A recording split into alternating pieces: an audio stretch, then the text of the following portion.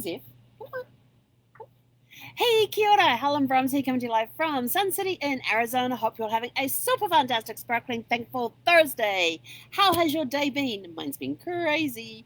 I have a crazy dog. I've had a crazy day, been in a crazy mood, had some crazy laughs. So it's been a very crazy day, and for that I am extremely thankful. I love days like this. And now I've got a sneeze coming on. It has just been one thing after another, after another, after another. I spent most of the day working on Mailbox Power, stopped to go to my networking event to find out I was too late to get into the event, because the event, they lock the rooms on the Zoom at 3:02. And I went, clicked the link, and it wouldn't let me in. I looked at my clock, it was 3:00, and it was 3:03, and I was like, damn it. But I ended up getting an hour I wouldn't normally have, because I would be on that networking thing, leave that exactly at 4 o'clock, go on to another Zoom, which I leave at 4:50 to get onto another Zoom, which I host at 5 o'clock to now complete that one. So, oh, you want to play? This was a crocodile at some point, but she loves it. There you go. So it's been one of those crazy. Thursday is my crazy day.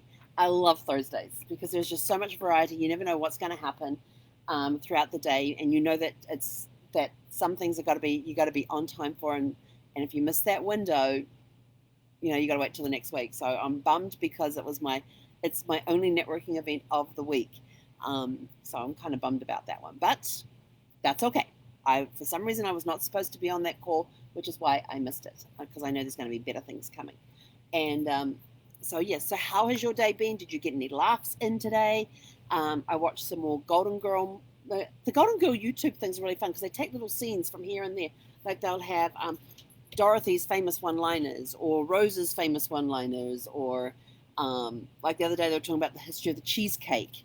When I had that craving to have cheesecake, still got that craving for cheesecake, and or they'll have Sophia's one-liners. Oh my gosh.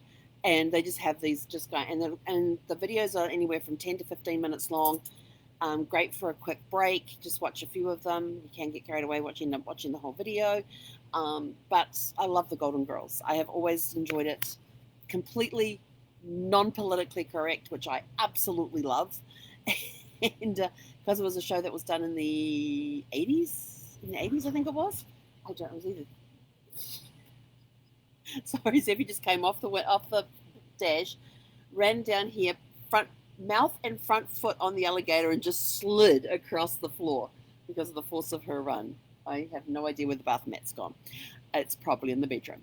But anyway, so just watching little snippets like that, find programs that you like, and look for those videos where people have done compilations of certain scenes, or with a particular character where they've taken some of their best one-liners, or the best, they call them like the best of the best and all that sort of stuff, and they just put them together into a video, and you can just watch a couple of minutes of one, get some laughter going, feel really good about things, and because remember, laughter may help you reduce your stress, reduce anxiety, reduce depression.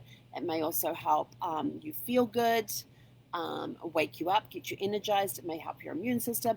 There's so many benefits.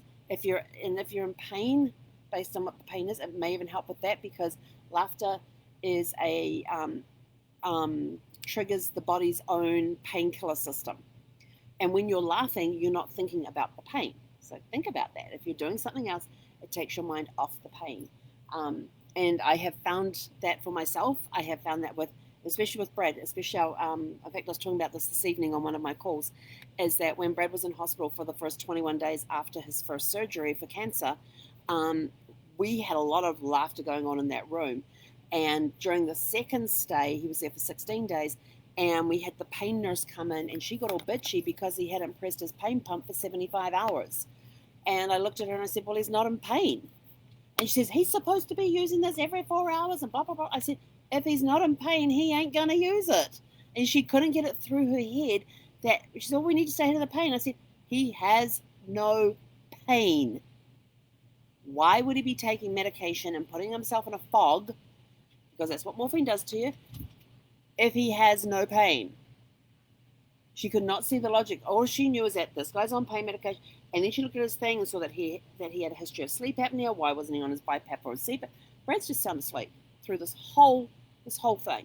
And I said, he's not on a CPAP or a BiPAP because he's released 60 pounds and his apnea is weight related. And but no, she said, well, then he has to be monitored. I said, why does he have to be monitored? To make sure his oxygen intakes are good. I said his oxygen intakes are regularly around 97 to 99%. And I said, so there's no reason for him to be monitored. And so she storms off, gets the head nurse, brings the head nurse back in, and she starts all these arguments all over again. And again, I sit there and I'm like, we're not doing that. We are not doing this. We're not doing that. And two, who was the nurse, grabs the monitor thing, goes over, clips the little oxygen monitor thing onto Brad's finger, who is completely asleep. It comes back 98%. He is asleep. It's at 98%. Because her thing is that, well, he always gets woken up for those things. And it's that sudden intake of oxygen. And I'm just sort of like, I'm sitting there and I'm thinking, you are so full of crap. It is unbelievable. And so I just put my foot down. And so then she's wanting us to sign a waiver clearing the hospital of anything to do with it because he wouldn't be monitored, he wasn't on a CPAP and all this sort of stuff. And so I eventually went over and I said, we're not signing anything. And so she said, oh, well, you have to sign it, blah, blah, blah, blah. And I says, no, we're not signing anything. So I finally go over to Brad, I wake him up, explain the situation to him, and he says, I'm not going to be monitored. I regularly have, he says, my oxygen levels are always 97 or 99. And with that, he went back to sleep. She says, well, that's all I wanted was a response out of him. And I turned to her. I said, have you ever had an NG tube down your nose? An NG tube goes in your nose, down the back of your throat, into your stomach to help pump out the bile when you've got a blocked intestine. And I know that's disgusting around dinner time. Flying things. I don't know. Nope, didn't catch it. I said, he's been up all night with that. He is tired. I said, so he is sleeping. That is why he wasn't responding to you, because he was sleeping, because he was tired from having been up for the last 24 hours with an NG tube down his throat. I said, you try sleeping with one of those things. And she got all huffy and just stormed off out of the room. We signed nothing. And I went down to the nurse later on and I said, do you think we were too rough with her? She says, oh, none of us like her anyway, so it was fine. And because we kept up the laughter in the room and we kept the banter and that going, Brad wasn't needing the pain medication. It was just how it worked for him. If I kept him laughing, it kept the pain away for him that he didn't require the morphine. Now, no, it's not going to work for everybody, but it'll work for some people and not others. Totally get that. But that's the experience that we have had. The day that I rolled my foot over Zeffy's Kong, I could barely walk on my right foot. It was so painful. I knew I hadn't broken anything, but it was a really bad pain. So I come in here and I'm trying to find, yes, I've got tears streaming down my face because of the pain. And what do? I find something to laugh at to try and take my mind off the pain. And it worked. It helped. So if you're in pain and you can handle the laughter and it's not going to cause any internal damage, have some laughter. It's just a great way to relieve pain because you're taking your mind off the pain by laughing and concentrating on something that's really funny. So have your stack of, because in YouTube you can favorite videos. So have your stack of favorites. You make up your own laughter playlist, and you can throw videos from other sites in there, and you can just go to that when you need to have a laugh and pull up one of the videos.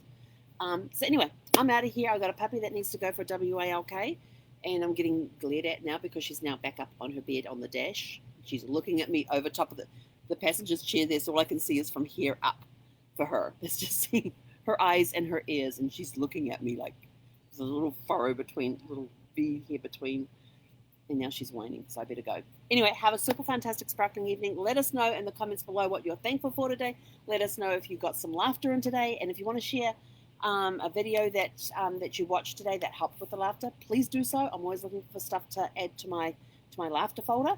And have a super fantastic sparkling evening. We will catch you back tomorrow for Fun Friday, and I'll get to tell you what movie I got to watch this week.